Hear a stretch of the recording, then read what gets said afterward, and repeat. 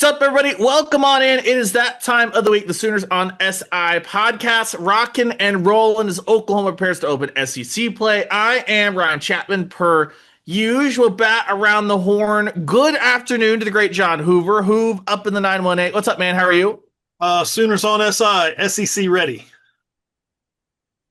I hope so because my man Carson Field and I don't know about you, Carson. I did not feel SEC ready on Sunday. We had the early flight out of Philly, and I think there was a moment yesterday where I finally hit empty and had to do the full reset to get ready for an SEC weekend in Norman. Yeah, we've made it to SEC play, but definitely without some sleep. I know I didn't go to bed after Texas State versus Arizona State. I said, screw it. Just spent those 30 minutes between the airport shuttle and the end of that game just awake.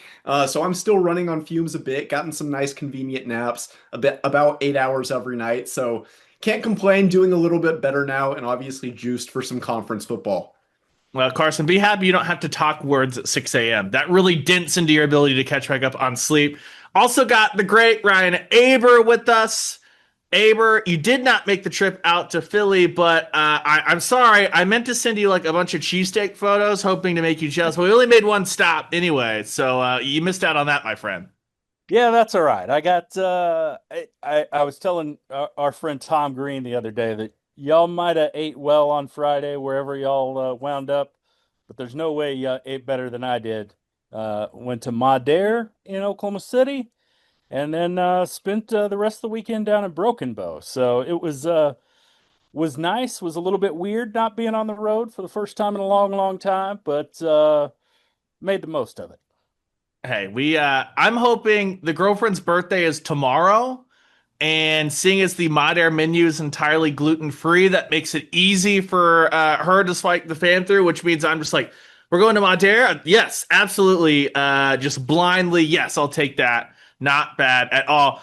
Carson and I were in Philly, like we said. Carson, do you have any other overreaching thoughts from I think we covered it pretty comprehensively, how you and I saw the OU Temple game on the post-game podcast. Yeah, we covered most bases from that game. I liked what Brent Venables said on the SEC teleconference today about just getting some guys reps that might not see reps the rest of the year, but obviously injuries could happen. Guys can be thrust into weird situations, but I thought guys like Wyatt Gilmore looked really good. Boganowski, I mean, he has a fairly regular role, but still a reserve player on this defense. He looked great. Elijah Thomas, we saw his first catch. Zion Kearney, Ivan Carey, and all got a lot of snaps. So I just love that part of winning handily. Obviously, they ended up winning by 32 against Illinois State, but that game never seemed as dominant as what we saw on Saturday.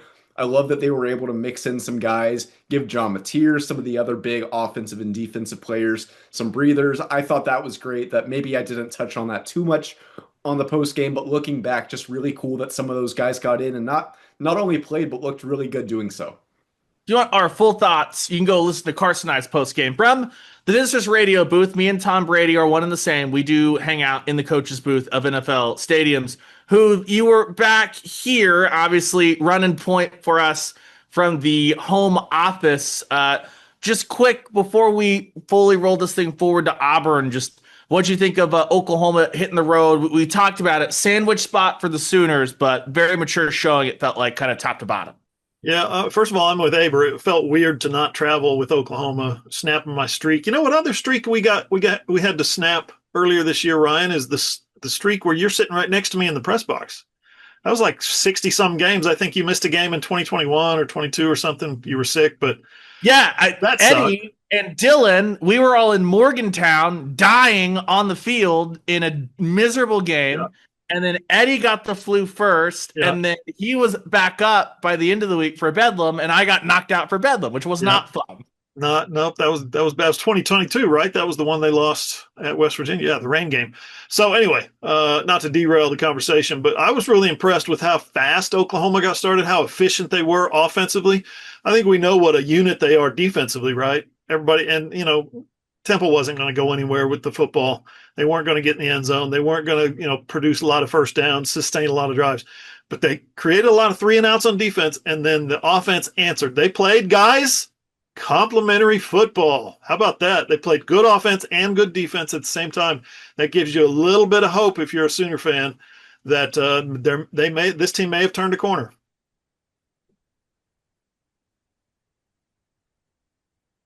Yeah, it certainly looks that way. Aber, how did you kind of view this first trek for the Sooners out on the road to Lincoln Financial?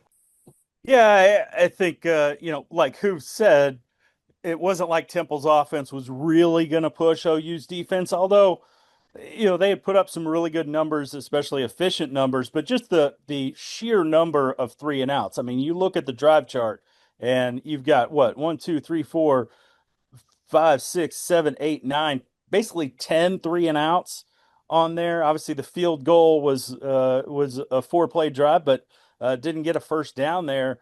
And to be able to do that was just incredible against any team, but especially one that, at least to this point, had been really good, at least efficient on offense. And then on the offensive side, I thought maybe the biggest development, I know it's been talked about a lot, was Torrey Blaylock's emergence.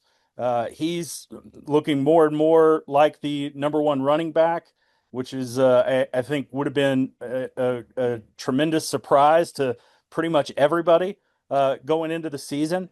But they've got to establish a guy who can get them consistent yards on the ground, because you cannot run John Mateer. And I know we'll get into that some, but you can't run John Mateer, 19 times a game throughout the SEC. It's just not sustainable. You're going to get him hurt. They're going to have to use him some in the run game, obviously. But I thought maybe that was the biggest development as far as moving forward. And then we'll see what that wide receiver group looks like with if Keontez Lewis is in fact out, because they've really leaned heavily on just that core of three wide receivers and Jaron Canick to carry the load there. Yeah, we will see. Just a quick note on the Oklahoma defense. You mentioned it, Aber. So this year so far, they've faced 35 possessions, and that does not include like an end of the half possession, one that ends in a kneel down, like the Michigan game. The first half ended on Michigan just taking the ball and kneel it down. You get that. Of those 35 possessions, 15 of the 35, almost 43%, have been three and outs by the OU defense. There's a couple of 4 or 5 and outs in there too, where an offense picks up basically off first down, they reset, and the ball's away. We talk about good showings. We talk about beating the teams you're supposed to beat. They played Michigan in there as well, by the way, included in those statistics. And that is, there's a difference between like just doing your job and domination, which is kind of what this Oklahoma defense has done. It's been really, really impressive. A new test this week with Auburn. We'll get to that here in a second. First, let's do some catch up on the news and notes from the week. You mentioned Keontez Lewis on Brent Venables' Coaches Show on Monday night. He said Oklahoma hopes to get him back. Hopefully he will be back, is what Brent Venables said. So we have this evening, Wednesday night, our first SEC availability report of the week. I'm not expecting to see a ton of like probable. I'm expecting to see a bunch of guys questionable and all that stuff. But Keontez Lewis is one to track there. That fast forwards us to some of the other stuff. Danny Okoye, who is in street clothes for the game against Temple. Brent Venables said he's expected to be back. Hope that he'll be back in the fold there. Michael Fasusi, I'm anticipating him being listed as questionable this evening on that first availability report. He did not play, obviously, against Temple, had the boot, but he was running around, kind of like we talked about on the postgame podcast. But the one definite that we got, Troy Everett, Oklahoma center Troy Everett, out for the year with a knee injury.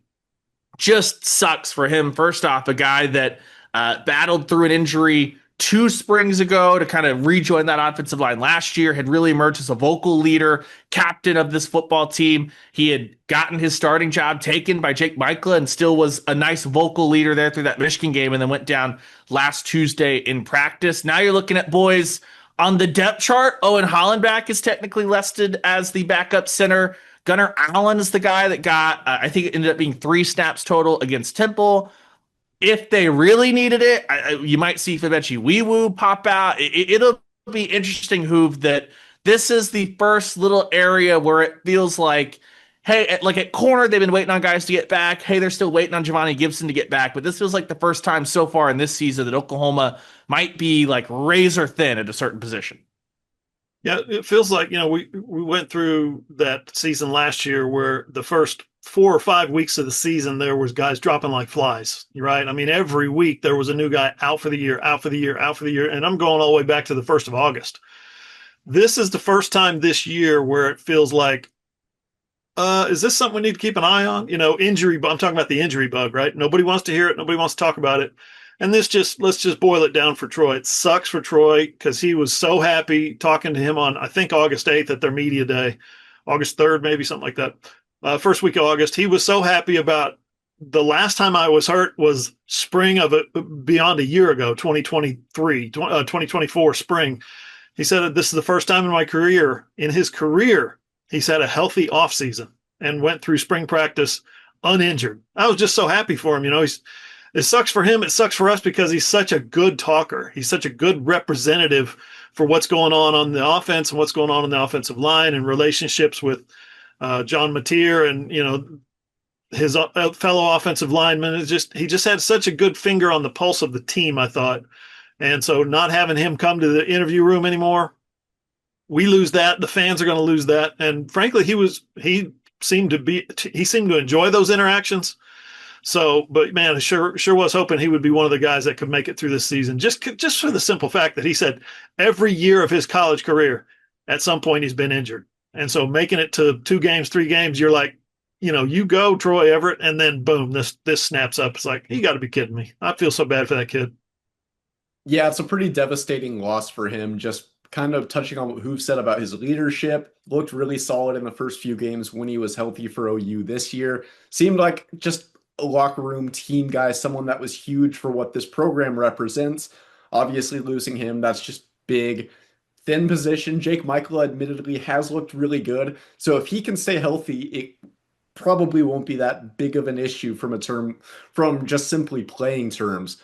But like we mentioned, Owen Hollenbeck being the technical backup, Gunnar Allen, some younger guys in there that is a messy area to dive into. Thankfully, they have Bill Beatenbow, obviously a decade of experience, juggling, kind of rearranging offensive lines to get the best unit out there. So they have the man for the job in that sense.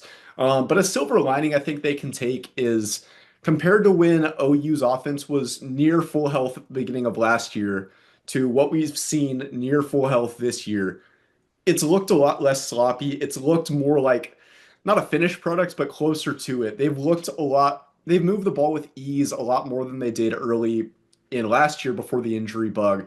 So that should at least give Sooner fans a little bit of hope that even if they do have to kind of play fantasy football and rearrange different lineups on the offensive line, maybe it will look a little bit better and more cohesive than it did last year. Yeah, I think they feel a whole lot better about that interior depth now than they did a year ago. Obviously, you never want to lose a guy like Troy Everett, both for what he brings on the field and the leadership aspect of things with him. The good thing is they got Jake Michael in the portal, and he had sort of taken over for Troy Everett anyway. But you've got him at the top of the list, and then if they do have to slide, say Fabechi Wiwu over from one of the guard spots into that center spot, they've at least got a couple other guys, Ryan Foje, Eddie Pierre-Louis, and Heath Ozida, that they can feel comfortable out at the guard spots. So I think that's probably what they would do if it was going to be a long-term thing if Michaela were to get hurt. But obviously they're crossing their fingers and hoping that doesn't happen. But it'll be interesting to see how that plays out because as we saw last year with the wide receiver group, once those injuries those dominoes start falling, things can fall apart for even a group that looks really thick, really deep, really fast. And that's what happened last year at the receiver group, and that's what OU is hoping to avoid here with that interior offensive line spots. Well, more than anything, I think that the Troy Everett injury is not going to be solved by a bye week, but they've got to get through this Auburn game because we saw Fasusi got rolled up. That's why he had the boot on at the end of the Michigan game. Both Mikla and Fabechiwiwu got rolled up on against Temple, and that's one of those things that's not a I know that there was a lot of question about like the training staff last year and what's happening at practice, all this stuff. Well, we've seen all of those happen on the field. Like it's football, it's a violent game. Those are big bodies, they get thrown around, and that's only going to get amplified once you get into SEC play. And so if you can get through this Auburn game, maybe get everybody a nice week to relax a little bit. Kent State should be another laugh for you would hope on the other side. That gives everyone 2 weeks to get back on firm ground for Texas, but that's a Texas issue. This is an Auburn issue this week as the Sooners are bringing in a really, really talented defensive line, especially at the edge spot between Keldrick Folk and everything that Auburn brings to the table. Real quick before we dive into the Tigers, the other little bit of info that was confirmed by Brent Venables at his weekly press conference yesterday was much like the Michigan situation with Jason Barham, they appealed the targeting. That was not the case for Michigan. Oklahoma appeals the R. Mason Thomas targeting. Not going to get overturned. So R. Mason Thomas will not play in the first half on Saturday against the Auburn Tigers. He will have to come out of the bullpen in a middle relief role, I guess, technically, for R. Mason. I guess the good news on that is you get Daniel Okoye back, like we said, but who I was really impressed going back and watching it even again on the TV copy. The way that PJ has held up in the run game, the way that Taylor Wine has kind of held up, that's a spot where when we talk about Jackson Arnold and maybe getting to him early and what does that do to his confidence, you'd love to have R. Mason. But going up against this Auburn rushing attack, I think that for a half, PJ, Taylor Wine, Marvin Jones Jr., I have confidence that those guys are going to be able to hold up in the first half on Saturday. Yeah, that's why you build so much depth. That's why you go out in the transfer portal and get a 5-star, right? Who's, not necessarily happy at Georgia or Florida State, right? You get a Marvin Jones, bring him in. You develop a Taylor Wine. Danny Okoye, best athlete on the team, right? Pound for pound. Him coming off an injury, maybe it slows him down a little bit. I have a slight concern about R. Mason Thomas. For no statistics whatsoever in the first 3 games, 2.5 games. No sacks, no pressures, a couple of batted balls.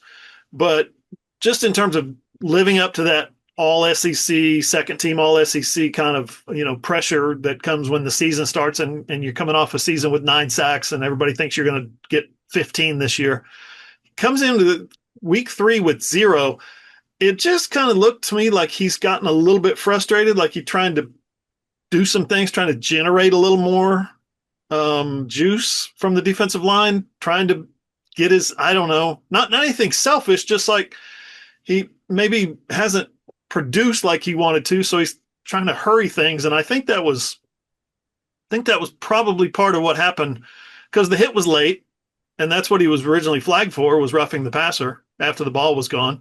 But then they go in and they look at where the hit occurred, and it was helmet to helmet, it was face mask to face mask. And I hope he hasn't been trying to press too much, trying to just get some stats, trying to get those defensive stats. Aber, it kind of reminds me of early last year, those first couple of games. Was it the Tulane game that he finally got to hit the quarterback late and stuff like that? But it was almost like hey, he's really, really close. It's going to come. And part of that was because Oklahoma was never in like obvious passing situation, or could never pull away where a team's going to have to pass for the whole drive. But the early R. Mason experience does remind me of last year's non-conference in the fact that it was like, it's coming. Don't worry if you can just be patient with R. Mason. Yeah, I think as long as he's patient too, that those things will come, because especially as this defense has shown that it can show bite in many other places in that front seven. I think offenses are going to have to take their attention away from R. Mason Thomas a little bit. That'll free him up to make some plays. I think to this point he's been okay, not great, but solid. But he's mainly tying people up so that other people can make plays. I think that if he's able to come back, not press, and just let the game flow to him, he'll continue to open things up for his teammates. But also, as they continue to prove themselves, he'll get many more chances to make those plays and get those stats and all the things that we talked about last year with him. It'll be interesting to see how he reacts in the second half on Saturday. I mean, you just go back and look at that Michigan game, And you see that Barham had a massive second half coming back after sitting out in the first half. I think he had what 6 tackles there in the second half. Not saying our Mason Thomas is going to do that, but if you can get a fresh player like that in the second half against guys who presumably are going to be a little bit worn down by that point, maybe that's a secret to sort of jumpstart this thing with our Mason Thomas. Feels like Carson. The easy fix for this would be something I'd like to put forward, which is we are now back at the point in college football where I don't know if we ever like truly needed the targeting rule as it's applied right now, but it really feels like we need like, hey, here's your 15-yard flag for contact to the face or whatever that doesn't carry an ejection. Here is we have this little rule to us available that we can eject you if it's like egregious, kind of like the NFL has, and that way for plays like what our Mason had and what Barham had, because I think that this is like back-to-back weeks and everyone looked at that Barham hit was like he shouldn't miss a half of football for that. I think you look at the R. Mason hit and go, I get the contact to the head, I guess, if that's what you're trying to legislate, but I don't think you should be missing a half of football, especially not in a big game for that. And you can do, hey, if you get two of those personal fouls during the game, then you can get an ejection or have the big one. It just feels like we might be in a spot that we need to tweak that bad boy, because when we, Carson, start to slow all these targeting hits down to slow motion, everyone can be like, oh, he locked eyes and decided he's launching, when the fact that it's like it happens like this, and in slow motion, everything looks malicious. Yeah, there is definitely a big scale as far as targeting penalties go. I've looked back at the film. I was actually not on the field when R. Mason got called for that targeting. I was up editing photos or videos or something for the first few minutes of the third, so I didn't see it in real time, but I watched the footage and definitionally, I think it was targeting. Do I think it's a call that should make him miss another half of football? I really don't. And that's my biggest hang up with the targeting rule. It's hits like that I think it was a football play. It just does constitute the rules of targeting. But I personally don't believe that's something. Same with Barham's hit in the Michigan New Mexico game, too. I don't think those are hits that should constitute a suspension for half of the next game if you get it in the third or fourth quarter. Now, there are some hits that I see just absolutely just egregious, going for the head or neck. That's the intent there. Standing over a guy celebrating after the hit. You see that, you're like, okay, maybe it should be the full game. Maybe it shouldn't just be a half. There's got to be a better way, and I don't know what the exact fix is to legislate targeting, because it does seem unfair that players like our Mason Thomas, that a football play that does fit the rule of targeting has to miss a half of football for something that you could tell the intent really wasn't there to injure another player. The other thing too is if that hit happens with 1 minute left in the first half, it's a 31-minute ejection. Right. Whereas now, is it happened with like 10, let's just say 10 and a half minutes left in the second half, you're going to miss the whole 30 against Auburn plus almost a full game. I just feel like it's such a weird, like, because we had halftime and then we come over, if it's a bad hit, is a bad hit in the first half the exact same as a bad hit in the second half? I don't know. It's all weird, but NCAA, figure your stuff out. Once we move past that, though, I got an idea, Ryan. Oh yeah. Let's have it. Let's go. I'm a hockey guy, so penalty box, sin bin. Boxes. Throw them in the box for a certain amount of time, whether that's 30 minutes straight up, whatever you do, put them in the box for that amount of time, and then get after it after that. Can you imagine the student sections of the SEC if you put the box right in front of it? It'd be incredible. Phenomenal. Oh, it would be fantastic. And you can play like Inner Sandman if it's about to be a timeout and your badass defensive end's about to come out of the box. Cut the light. It beat Aber 10 out of 10. And then also you could do. I know it's hockey too, but in soccer you go shorthanded. You play with 10. What if you have to play with 10 out there and then have R. Mason Thomas able to sprint out of the box to try to make a play mid-play coming out there? If you play with 10 in college football, you're going to have a lot of 60-yard touchdowns. Yeah. That guy right there is missing attack. let's just find a football version of banana ball to Yeah. throw out there. Maybe Dabo Sweeney could actually enjoy that because that's the only thing he's enjoyed this year. That's neither here nor there. All right, it's Auburn week. Let's talk about another Tiger. The Auburn Tigers coming on in. Also around here, known as Jackson Arnold week. If you've been watching all the videos, you can watch them. Oakland Sooners on SI.com, as well as John's YouTube page, John Hoover Media. All the players have been on their best behavior. There's been no real bulletin board material tossed out there, except for Isaiah Satania, who was maybe asked how he feels about playing with Jackson Arnold again. Let's just fire up the Google machine, people. It's not that hard. Brent Venables asked yesterday a couple of different ways. Ben Arbuckle, I didn't really take much from what Ben Arbuckle had to say. Basically, was like, we had one conversation. Everyone around here says he was a good dude. He was out the door, but I think the thing a lot of people nail in on, Brent was asked about Arnold and his body of work so far. What's that look like to him? And Brent basically said, he's the same guy as the guy that we recruited. Here's the difference is he's got better structure around him, healthier offensive line, weapons on the outside, strong running game. Brent didn't say this, but I'll say it for him. An actual quarterback coach and an actual offensive coordinator who's called plays in the last 5 years. What we've seen from him so far, a lot of people probably only watched that Friday night opener, John, against Baylor, where Auburn kind of just needed the ground game to run over the Bears. You buying that Jackson Arnold's the same guy that we saw last year, minus all the stuff around him, or have you seen a big step forward, a big improvement in Jackson Arnold? Yeah, we've seen improvement, Ryan, for sure. And something that I think is worth discussing, maybe let's worth speculating on, is what Brent really meant deep down in his heart when he said he's the same guy. Did he mean he's the same guy we recruited out of high school, same 5-star Gatorade National Player of the Year, best dual threat quarterback in the country coming into Oklahoma? Or did he mean same guy, 3 interceptions, 12 fumbles last year, 6 fumbles lost, couldn't get out of the way, couldn't throw it deep, couldn't find a receiver, didn't trust the protection? Did he mean, because Jackson Arnold last year, if you're the same guy as Jackson Arnold 2024, you're in trouble. He was a different quarterback last year because of Oklahoma's offensive line problems, major problems. Led the nation in sacks last year. Set a school record for sacks allowed last year, Oklahoma did. So that's not on Jackson Arnold.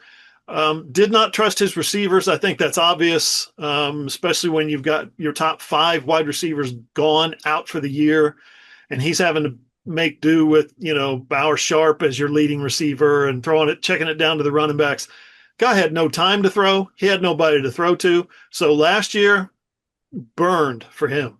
The question is, if you can play really good defense like Oklahoma has played so far this year, if you can cover his receivers, if you can generate a little pass rush, if you can collapse the pocket a little bit, maybe if you can take away some of that really tough-looking Auburn run game, at what point does Jackson Arnold revert to he was that 5-star guy or he was a 2024 disaster? Which one of those Jackson Arnolds is going to come out? And I think that's what Oklahoma fans right now are hoping that they can influence, is maybe make it so loud in there that he can't communicate.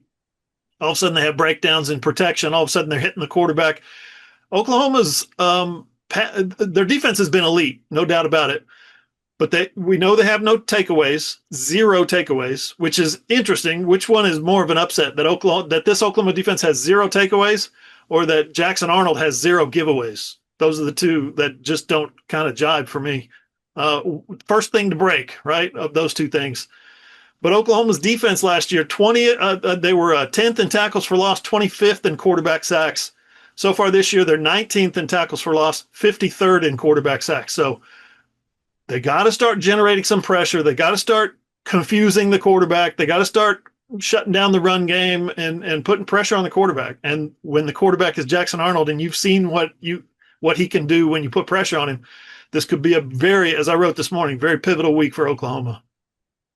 Yeah, it's interesting to see because Jackson Arnold's first 3 games at Auburn have come against defenses that aren't the best. Baylor's a pretty good team, but their defense has a lot of problems right now. You saw that even in Baylor's big win against SMU. That game was an overtime shootout. There was not a lot of defense played. That said, Arnold has looked like a very competent quarterback for the Tigers so far. Obviously, the run game, both him and their running backs have looked very good. when he's been forced to throw, he's looked solid, avoided the big turnovers, hit his receivers, which, granted, not too hard to do when you have Cam Coleman, Eric Singleton. They have a very good team around him, and you're starting to see a little bit of what he can do when he has good and healthy talent around him. Obviously, that Auburn offensive line's very experienced. The receivers, as I mentioned, very good. But OU's defense is also very dang good. We've seen that through 3 games, 1 offensive touchdown for their opponents so far. If they can put pressure on them, there are plenty of flaws that obviously we saw last year in Jackson Arnold's game that the Sooners can expose. Get some pressure, get R. Mason Thomas back for the second half. Cortland Guillory keeps playing the way he does in the secondary. That's going to make it at least a little bit harder to hit those deep balls to Coleman or Singleton. Get it just, I think the big matchup for the OU defense against an Arnold-led offense is stopping their run. Arnold's looked fantastic on the ground. He broke off several big runs against Baylor. Their running backs are really good, really fast, really twitchy. So bottling up them is the best way to put this pressure. Make Jackson Arnold throw, because if there is a weakness in his game, it's still his arm. Not that it's bad. I think the true skill of Jackson Arnold's arm didn't show last year because of everything that happened around him. But that is the weaker point of his game than if he can just be this dual threat. Oh crap, that's a big guy running down the field, and they also have good running backs. What are we going to do? They can stop that. That's going to force some of that uncomfortability, maybe force the first turnover for Jackson Arnold.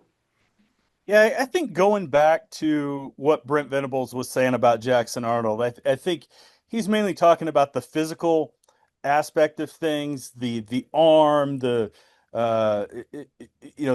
some of the other things about his game, his legs. I think the biggest difference for Jackson Arnold in 2025 versus what we saw last year for Oklahoma is confidence. And his confidence just crumbled last year. And we saw that, who you mentioned it with the all the receiver injuries, the problems in the offensive line, the problems at running back. They just didn't have any punch offensively, and that got to Jackson Arnold and made him skittish, made him make decisions quicker than even he needed to, even though he had to make fast decisions. And that led to some of those turnovers. And he hasn't done that to this point. Obviously, they haven't been challenged in a way that he's really had to do that. Completing, what is it, almost 70% of his passes so far, although last week, not, fantastic, just completing a little bit over 54% of those passes for 142 yards and a touchdown. So I think if OU can get to Jackson Arnold in the backfield and force him to make some of those bad decisions, you can fairly quickly probably revert Jackson Arnold to what he was last year, but the raw skills are still very much there. There's a reason why Jackson Arnold was so highly thought of out of Denton Guyer, and I think at least in my mind, he's still got that potential. It's just about unlocking it for him. But what he did last year certainly caused some scars in the psyche, and maybe if you can unearth those, then you can really get the ball rolling your way if you're the Sooners defense. An interesting note, Jackson Arnold has been credited with 2 fumbles this year, though they've not lost either of them. Jackson Arnold still plays with bacon grease on his hands. Here's what I'm most fascinated by, and I wonder if it is way overblown or something that Hugh Freeze has told him, don't even think about this, let's just go clean slate. And it's this. When on radio we talked to Kobe McKenzie every single Monday, and I kind of asked him just how weird is it going to be playing against a guy that you guys practiced against over and over and over again. And Kobe, as diplomatic as he is, he's like, yeah, we know him very well. Here's the thing. He knows us really, really well because he practiced against our defense. Well, that went poorly for Jackson Arnold. The reports out of 2 springs ago were that he was a turnover machine, couldn't process it, all that stuff. And so as much as Jackson knows the Brent Venables defense, Brent Venables, if this were somebody else, this were his own quarterback, he says this all the time. It's what? Professional courtesy. That's the phrase he uses, that if you have struggled with something, the next coaching staff is going to throw that at you until you prove you're no longer struggling with it and that you fixed it. I am fascinated by the cat and mouse game Hoove that is Brent Venables knows exactly what Jackson Arnold struggled with a year ago. Now, is he going to throw it at him the exact same way? Probably not, but Brent Venables is a very, very smart defensive mind. He can figure out how to say, okay, these are the concepts he was struggling with. Let's throw a bunch of these early at him and see if he's fixed that. And for Hugh Freeze, I don't think they're going to have sat down with all their practice film from Oklahoma that he doesn't have and sit there and go, what did you struggle with? Boom, boom, boom. Let's fix this. I do wonder for Hugh Freeze if it's almost like I know you practice against this. Just let's read the keys that I'm telling you right now. Because if you try to recall every single, formation that you saw during spring at Oklahoma, that might be an information processing overload in the quick, 10 seconds pre-snap type thing. Yeah, Venables knows what weaknesses Jackson Arnold possesses, and Jimmy Greenbeans was able to show that in practice this week to the Oklahoma defense. Sounds like the Oklahoma defense got after Jimmy Greenbeans running the scout team quarterback this week. Got some interceptions off of him, I don't know about fumbles, but got some turnovers that the defense in practice, the scout team offense, and Venables and his quarterbacking skills. That would be fun to watch, wouldn't it? I just would like. Don't sell tickets to the post-game press conference. Sell tickets to the scout team offense run by Jimmy Greenbeans. That's what people want to see. I'll buy one of those myself. Anyway, it's funny. Last week post-game after they beat who'd they beat last week? South Alabama. Hugh Freeze and Jackson Arnold both got a question about, hey, can you give any tips and pointers to your defensive coaches about how to attack the Oklahoma offense? And Hugh Freeze he smiled and was like, you could tell he was thinking, we're the coaches here. However many millions of dollars he's paid. The defensive coaching staff has paid millions of dollars as well to break down Oklahoma film and tendencies and stuff like that. So they'll handle that part of it. They're not going to reach too deep into Jackson Arnold's bag of tricks when it comes to diagnosing the Oklahoma defense. I thought that was really funny. Hey, it's all part of the fun that we get going, but it's like we have mentioned here, and this will be the other angle of it. It's what Brent Venables said when he was talking about Trevor Lawrence. Let's take us back 2 weeks to leading up to Bryce Underwood, a little bit different situation with a true freshman, but Brent Venables hammered over and over and over that, yeah, your quarterback has to make plays, but it's just as much the guys around him. And Carson's kind of like you touched on between Cobb and what that rushing attack's been able to put together between that entire left side of the Auburn offensive line, every NFL scout in the building is going to be watching a lot of OU defensive guys, a lot of John Mateer. They're going to be laser focused at the left side of that Auburn offensive line, and as well as the 1-2 punch of Coleman and Singleton, who was stolen aggressively from Georgia Tech and Bobby Dodd and everything that the Jackets are doing, and the South remembers. Just remember that, Hugh Freeze. The South remembers.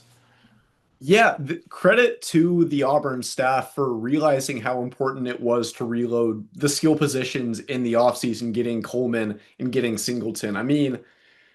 This is make or break for Hugh Freeze this year. They need a winning season. I don't think they've had a winning season since I think it was 2020.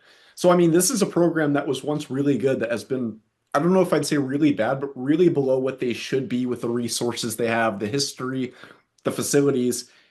I know me, Hoover, and Ryan all didn't expect great things from Auburn this year, and they've looked like a top 25-ish team to begin the year. They've looked really solid, and a big part of that is these new playmakers they added, Jeremiah Cobb, the offensive line. They needed kind of a restart.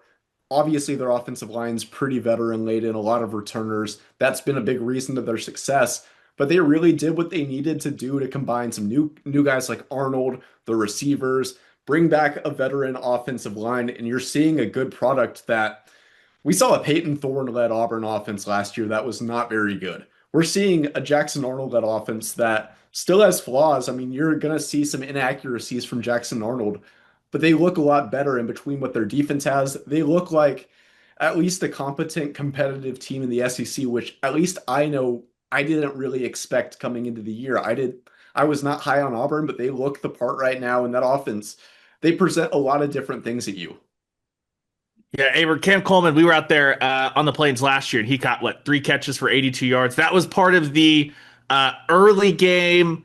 Hey, Tennessee was able to throw vertically downfield in Oklahoma. Auburn and Peyton Thorne were certainly able to throw vertically with Coleman over there, and that's going to be the thing, right? That Marlon Klein didn't play for Michigan. I thought that was going to be the biggest like weapon playmaker threat for this Oklahoma secondary that I know that you've written about the Oklahoma secondary this week at OklahomaSoonersOnSI.com. But Singleton and Coleman, whether Arnold gets the ball there or not, whether they're able to hold up front from Oklahoma's defensive line or not, we'll be able to come back on Sunday, I think, and go either A, Auburn had success, B, they were able to throw downfield and Cortland Guillory and Kendall Dolby and those guys did a really good job, or C, we'll be able to go, this defensive line needs to continue to hit home because there were guys running downfield. Jackson Arnold just missed them. And we just haven't seen a team be able to even present those questions to OU secondary quite yet.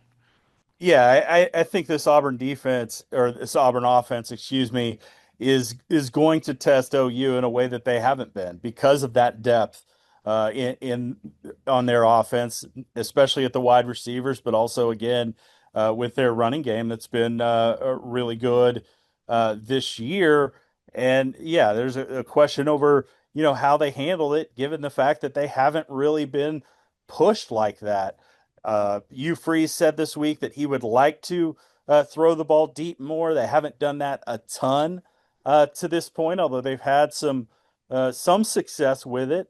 But you look at their offensive numbers so far, and it really starts with what they've been able to do on the ground. They've been really good there. You saw that Baylor game when they rushed for over 300 yards. Obviously, that was a big piece of big piece of that was Jackson Arnold's running game, but 195 is their lowest rushing total to this point this year. OU has been really good against the run, but you don't have to completely stop it, but you've got to at least slow that down in order to make it easier on the back end of the defense, because even though they've been really good, there's still some guys back there who haven't been tested in the way that they're going to be tested throughout the SEC.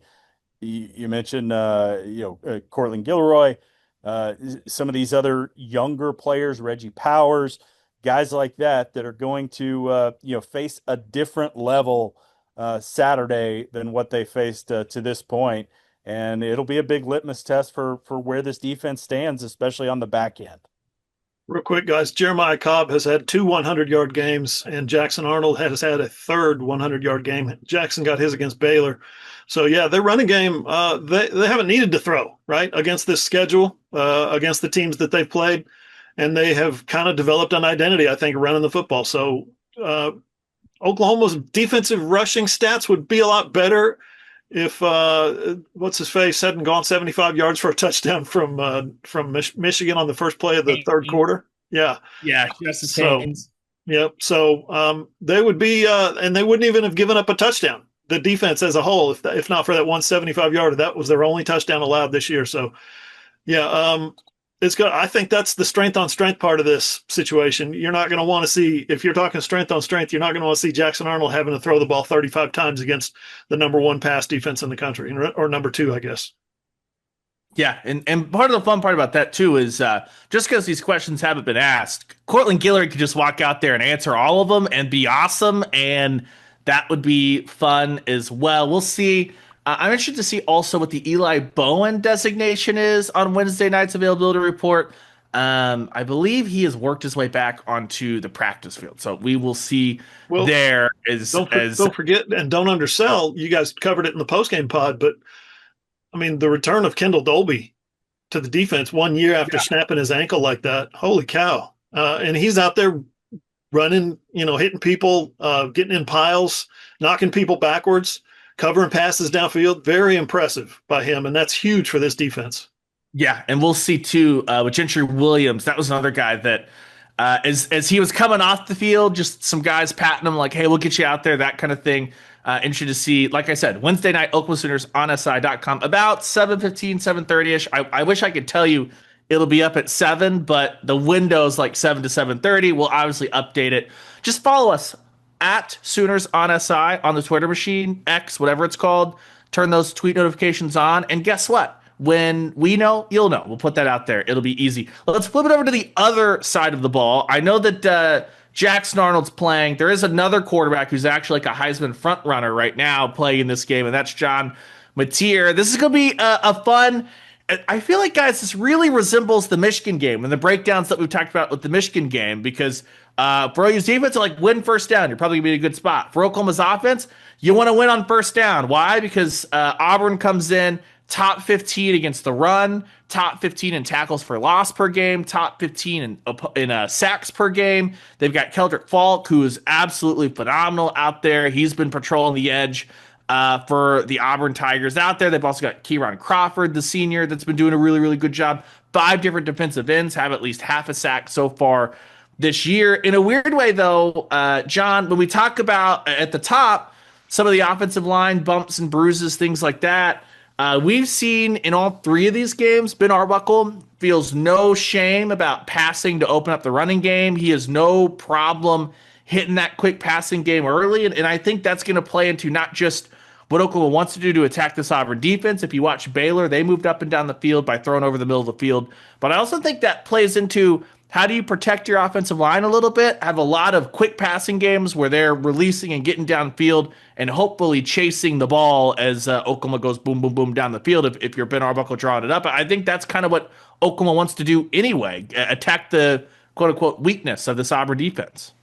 Yeah, one way that Oklahoma can attack the weakness of Auburn, whatever that Auburn weakness might be when they face a really good team like Oklahoma, is to not turn the football over. OU is -5 in turnover, in giveaways right now, turnover margin. They've given the football away 5 times. And the Mateer has been intercepted each game, which is when you talk about a Heisman front runner and, best player in the country. I saw somebody else say that today. I think it was David Pollock said best player in the country. That's very possible. But you don't ascribe interceptions to quarterbacks in non-conference games, right? Like we've seen with Oklahoma. You don't necessarily say they come out of conference play or go into conference play with 3 interceptions by their name. So that's something that Oklahoma is really going to have to take care of the football. And what's weird about these Mateer interceptions, I think 2 of them, correct me if I'm wrong, 2 of them were in the receiver's hands and were either taken away by a big hit or pulled out or bobbled up in the air, whatever that was. And they didn't feel like Mateer's necessary. Oh, that was a terrible throw. You're not supposed to throw that. They were good throws that ended up in the defense's hands. So that's job number 1. If I'm Ben Arbuckle, is securing the football, because you don't want to play around. We've seen turnovers in a conference opener before, right? Tennessee, and they go sideways fast when you start giving the football to an SEC team. Yeah, this Auburn defense is very good. Obviously, we talked about how good their front is, a lot of size, a lot of speed. They're not a perfect defense, though. Just watching that Baylor versus Auburn game to open the year on that Friday night, they showed some lapses, especially middle of the field, and that's where somebody like a Jaron Canick can come in with his size, how impressive he's been through the first 3 games of the season. Sawyer Robertson, excuse me, who is admittedly one of the better quarterbacks in college football, a good dual threat player. He definitely exposed those weak points, but as we talk about Mateer, also one of the best quarterbacks in college football, he should be able to do the same thing. Use some of that speed with guys like Satania, Burks, some of the faster players. I noticed that Josh Cameron, Baylor's star, I think he's technically a running back, but he plays a lot in the screen pass game. He had a really big day against the Tigers. Using some of the faster guys like your Burks, Satanias, that can be huge, just kind of getting some of those chunk plays, because Auburn's defense is good. You just have to find what they're weakest at, and I think it's some of those either screen passes to the edge, get about 10 to 15 yards from Burks, or go find Canick downfield, middle of the field. That's probably what's going to work best for the Sooners. Yeah, I think, going back to Sawyer Robinson from Baylor, one of the things that they had success with was pushing the ball down the field. I think, looking at some of the PFF numbers, they're 8 of 19 on passes 20 yards or more down the field. I think OU is going to need to do that, stretch the field, force Auburn to spread out, whether it be depth-wise or sideline to sideline, and really take advantage of those things, because they're going to have to create holes for the running game, whether it be Torrey Blaylock and Javante Barnes or John Mateer in the running game, to try to keep Auburn's defense honest. And I think it's really got to start there. So I think, they don't have to go out and, complete 9 explosive passes like they did last week against Temple. But if you can, get a Sategna free, if you can get, Deion Burks free in that, you can change the way that they've got to defend you. And then that starts opening things up elsewhere, especially against that really good Auburn run defense. And Arbuckle's been so impressive just even through 3 games as far as how he's layered things together. You're talking about a group of corners that undoubtedly they know they got hit deep against Baylor. Oklahoma knows they got hit deep against Baylor, and everybody knows that Oklahoma's going to like their matchups downfield with Burks and Sategna and what we've seen from Kanik. But the way that I just kind of look at it and go, okay, Ben Arbuckle's been really comfortable throwing a bunch of those touch passes or the reverse action, stuff like that. Why? You want to make those corners come up and tackle, and then now they have to think about, hey, every time someone goes running in motion, is it going to be my responsibility to come forward and try and play that, or what's going to happen? And if I'm making like a bold prediction here, I think that you might see someone come loose, or there'd be a busted coverage based off being so eager to try and stop that Oklahoma's able to drag a Jaren Kanik back across the field, or maybe even it's straight up you're running a motion to Burks pre-snap, and then Sategna is just wide open, and everyone's going, how did that happen? Well, that's what happens when Arbuckle's been able to kind of show he can attack every part of the field, even if where they're making a lot of their money on that scramble drills, like a Jaren Kanik over the middle.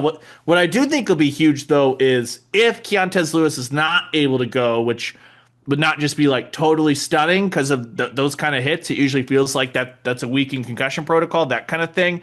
Keontez Lewis has been really, really big for Oklahoma on third downs. He had 4 third down receptions to move the chains through the first 2 weeks. Obviously, his body of work was truncated there in week 3 against Temple. But we've seen Zion Kearney pop up and be a guy that showed he can move the chains. And that's something that Ben Arbuckle was talking about yesterday as we were there, just about how you look at his last couple of games. He had the big explosive against Navy. Then he had, 2 catches for like 34 yards or something like that.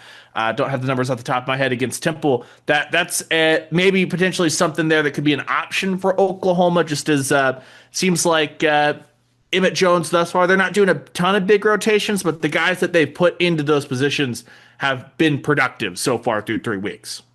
Ryan, I think another element of this game, of this particular matchup, OU's offense versus Auburn's defense is when you talk about the age and experience of the coordinators.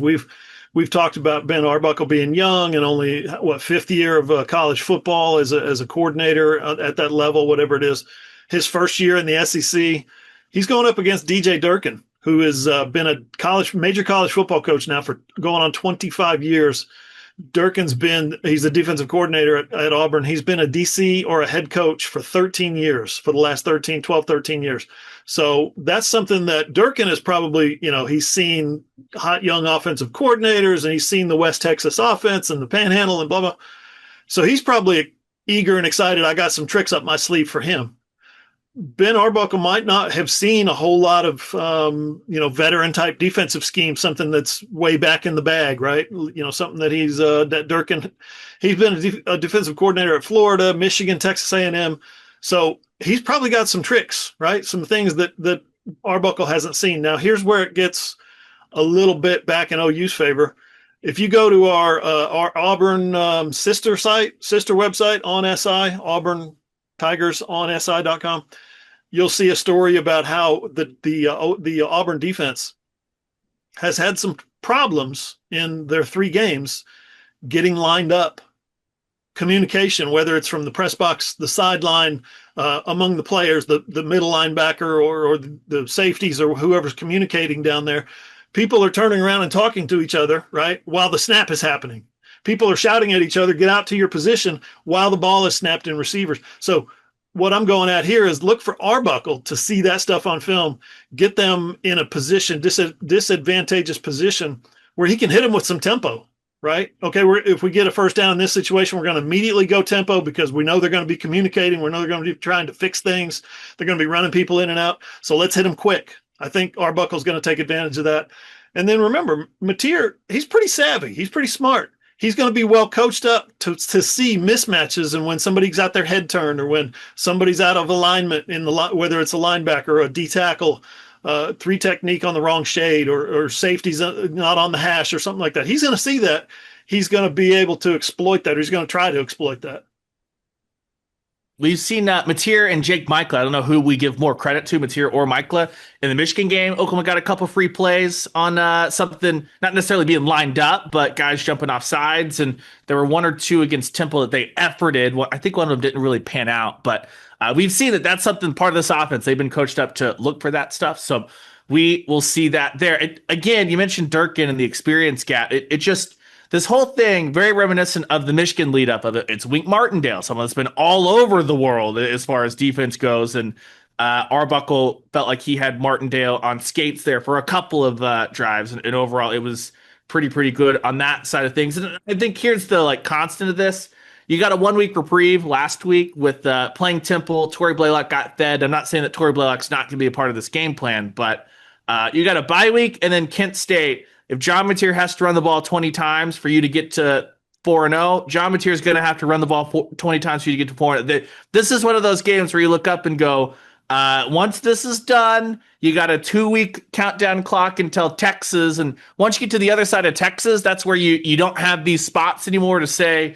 run him a bunch, then you've got Temple. Run it a bunch, then you got a bye week in Kent State. But it's a good way, Carson, to buy yourself some time and to get stuff done because the most important thing this week for Oklahoma is just going to be walking to the Cotton Bowl undefeated.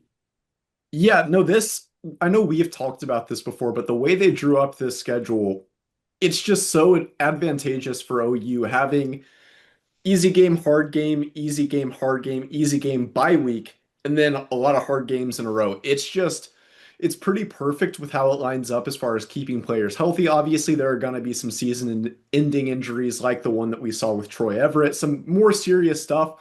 But as far as players that are nicked up, it's okay if Mateer gets, quote, nicked up against Auburn and he has bye week and then Kent State to recover before Texas. Because, I mean, Mateer played until late in the third quarter against Temple. He might not even have to do that against Kent State. He might be out in the first half. That's Kent State. I don't mean to pile on them, but they're a bad football team. They haven't beaten an FBS opponent since 2022, I believe it is. So he will not have to be that valuable in that game. So whatever it takes to beat Auburn, it would be another huge win. Auburn, like I mentioned a minute ago, is a lot better than we expected them to be early in the season. They look good so far, so getting a conference win 2 weeks after beating Michigan would be huge. Do whatever it takes to get that, and a lot of that I think could be Mateer using his legs, being kind of that mold, just what we talked about. He has similarities to Baker Mayfield, Johnny Manziel, some former dual threat quarterbacks, maybe a little bit undersized. But man, I think his legs can be and should be used mightily in this game. Yeah, I think they've got to lean pretty heavily on him. I don't know if you go, 19 carries in this one, we'll see. But that schedule does, play out favorably for this game to do it. But I think you've also got to continue to establish the traditional run game because later you're not going to want to do that when you get into that 7 game stretch, starting with Texas, that's just brutal down there. But I was actually reading the Ryan McGee's college football bottom 10 right before we started here and had Kent State. Kent State has lost 24 consecutive FBS games. It's just incredible. 17 straight MAC games, 11 straight conference games at home. Just not good at all. So you can rest yourself a little bit through that, through the bye week, obviously, and then load up for that end.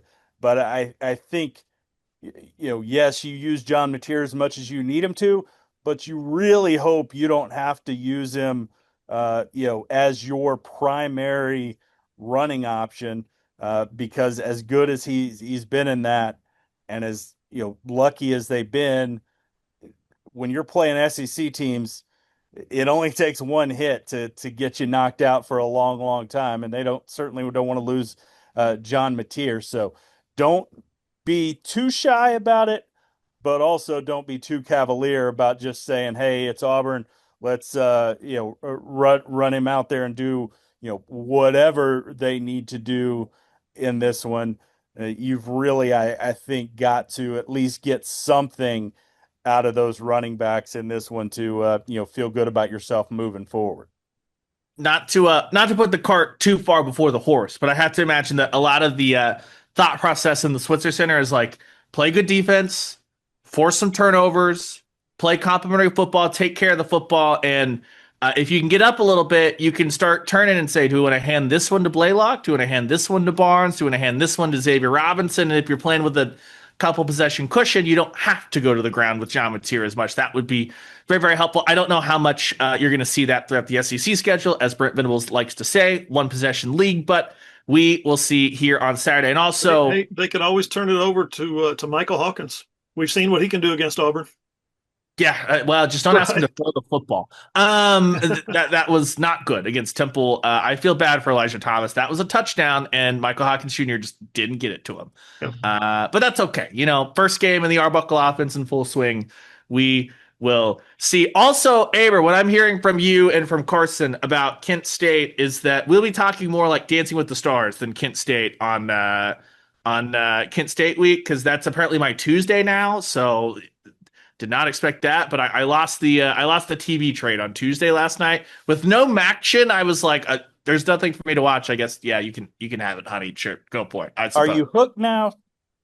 As long as Robert Irwin is in, I will probably be around. I'm not saying I'm in, but as long as we have some lineage for the Crocodile Hunter, I will be voting. Okay, fair enough. Well, I don't know if you guys saw this, but Kent State actually had a lead with 3 minutes left in the fourth quarter against Buffalo, which would have been their first MAC win in I don't know how long. They blew it though. Buffalo won. Kent State, I think their only win this year is against Merrimack, which has only played at the FCS level for like 6 or 7 years. So still struggling, but they did almost get a win in MAC play. They haven't been competitive since Sean Lewis. Remember that when he brought that team here a couple of years ago, and they had that quarterback that was running all over the place. That was a decent little MAC team. I thought that MAC team was that team was going to compete in the MAC. I don't think they ended up doing that, but they were fun to watch. He leaves for Colorado. I think he's at San Diego State now, and they have just been uncompetitive ever since. Merrimack, which would get in a slide of, is this a FCS team or is this a polling organization? Them and Quinnipiac, I think, would be good ones together in those. Real quick, before we jet out of here, always be sure on Mondays you're circling around to the site, OklahomaSoonersOnSI.com. Know it, love it, bookmark it. For Carson's recap of all the Sooners in the NFL, everything that they're doing. Just an interesting tidbit, I feel like. Baker Mayfield continues to do Baker Mayfield things. Jalen Hurts, 2-0. Kyler Murray, 2-0. If you finish your career at Oklahoma, 2-0, 2-0, 2-0, other Oklahoma-adjacent quarterbacks who are starting in the NFL, Spencer Rattler and Caleb Williams, the Saints are 0-2, and the Bears are a tire fire. Just saying, I guess if you finish at Oklahoma, or you're just like generational quarterbacks like Baker, Kyler, and it turns out Jalen Hurts has become, then maybe that helps you have some NFL success, Hoop, because we got I think everyone got full Baker experience on Monday night. Leads touchdown drive, looks like he's hurt. Someone wants to talk trash. And in that moment, I was like, everyone should have hit the Bucs money line. The second that CJ Gardner-Johnson stepped up to Baker Mayfield, you're like, well, this game is over. We can all just go home. Mrs. Hoover renewed our NFL Sunday ticket subscription for one reason and one reason only, Baker Mayfield. And we haven't had to use it yet because his first game was shown in our market, and then the second game was Monday Night Football. So eventually it'll pay off. But that dude is he is such a baller. He is just ridiculous. He just reminds me of, I don't know, some old school, forgotten quarterback. Who was the Bears quarterback that used to run all over the place? Bobby Douglas back in the 60s or something like that. Just puts his head down and takes off running and runs over people and jumps over people and flips over people, hurts his ankle, gets up, Dude's sitting there trash talking him, and all of a sudden Baker's eyes light up. That was hilarious. That he's just like, "Oh, I'm healthy enough to poke you in the chest," and then he runs back to the huddle and goes and wins the game. What a player! He's just so much fun to watch. And he you know, you're seeing all these national pundits now, national NFL pundits say his statistics and his results and his wins are the best that we've seen in the NFL since Brett Favre in 1999. Two comebacks in your first two games in the last 2 minutes. Most passing yards since in the NFL. Most passing touchdowns in the NFL since he's been with the Bucs. It's just ridiculous. And I think I saw Kenny Mossman post a Facebook post. These guys are all just now coming around to what people who covered him in college have known about him for a long time. He's just a winner. And I agree with Kenny a little bit there, because we saw the electricity in Baker Mayfield really from I think about that Tennessee game early in his career, and how things sort of rolled from there. But I think, to me, the most impressive thing about what Baker Mayfield has done is just the way that he's matured. And you still see that swagger, you Yep. still see that brash attitude that we've seen from Baker from the start. But I think it's much more controlled now and directed in some different areas, and not just sort of shotgunned out to everybody. And I think that is what has sort of turned the key into making him the player that he's become now, versus a lot of the questions that we saw about Baker Mayfield his first few years in the league. And it's just been incredible to see that kind of growth and how it's matched up with what we've always known about Baker Mayfield on the field. He's married. Okay, he's been married for a few years. He's a dad. Okay, which his stuff that he's posting about his kids, amazing. He's Boy, got he got kicked in the teeth in Cleveland, right? I'd like to push back. You'd like to push back? He informed Baylor that he was their father, so he was a father in college, technically. I think there's some talk about him being a daddy in Stillwater too, with the handlebar mustache. But I mean, just in addition to all that, he got kicked in the teeth in Cleveland. He got kicked around the league that one year. He had the prove it $1 million contract where he had to, win his way to the job. And lately, in the past year and a half, maybe even 2 years, he's really come out and openly professed his faith and how that's helped him turn his life around. Not just his life, but just helped him hit that maturity, I think, that you're talking about. That's just really gratifying to see, because he was one of those guys that would remember that touchdown. He threw a touchdown pass and somebody got in the end zone and they were all standing around doing this big celebration. And then here comes Baker sliding in, literally sliding on his knees, and he's taking a fake picture. He's a kid having fun. But you're right. He has hit that maturity level now where he doesn't just always throw himself out there like that. The most fun part about watching Baker Mayfield play is that he has the ability to infuse backyard football of what everyone loved doing when they were kids, just getting out there with their friends. And I think that's why I know that Sean Mateer had joked earlier this season about, hey, I'm honored that people say I'm similar to Baker Mayfield, but I'm John. I'd like to be John Mateer, that kind of thing. Well, if you spin out of sacks and run the scramble drill like John Mateer's run it so far, and you do that continually, I'm sorry, my friend, but you're going to have a lot of side-by-sides up there, and no pressure living up to those expectations and all that stuff. You're so down 5. Really cool to see Jalen. You're down 5. It's 4th and 10. You've got 7 pass rushers in your face. What do? You take off and run for a first down, 15 yards. Why not?